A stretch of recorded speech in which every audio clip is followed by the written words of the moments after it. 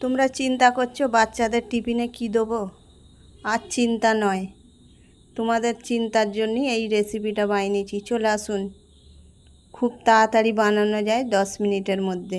আজকে বানাবো একটা আলুর পরোটা। আলুর পরোটা বানাবার জন্য কি কি লাগছে দেখুন। ময়দা, কস্তুরি মেথি, কর্নফ্লাওয়ার, আলুকে সেদ্ধ করে নিয়েছি, আর এখানে গাজর। দেখুন কিভাবে বানাচ্ছি। প্রথমে ময়দার মধ্যে জোয়ান দেবো, চামচের মতন কর্নফ্লাওয়ার দেবো, লবণ দেবো, সাদা তেল দেবো।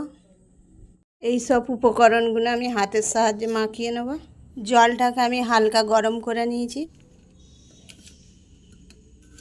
আটা মাখাটা রেডি হয়ে গেল, এবারে পুরটা রেডি করব। চলুন, তেলের মধ্যে জোয়ান দেবো, গাজর দেবো, সেদ্ধ করে রাখা আলু দিয়ে দেবো, লবণ দেবো, অল্প জিরের গুঁড়ো দেবো।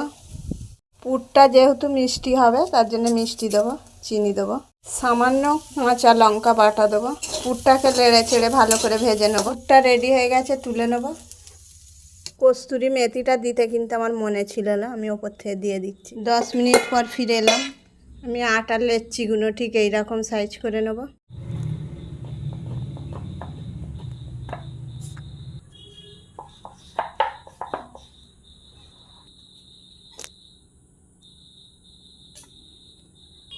সাইডগুলোতে জল লাগিয়ে নেবো আমি এইভাবে।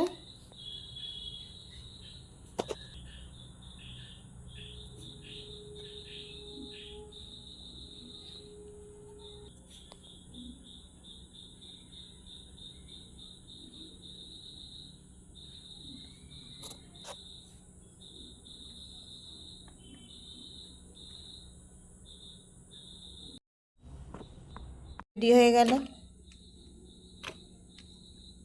তেলটা গরম হয়ে গেছে, আমি এক এক করে পরোটাগুলো ভেজে নেব। নিচের দিকটা হয়ে গেছে, আমি উল্টে দেবো, তুলে নেব। একই পদ্ধতিতে সব কটা পরোটা ভেজে নেব।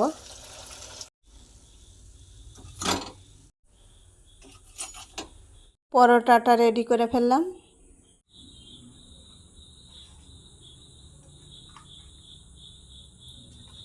দারুণ।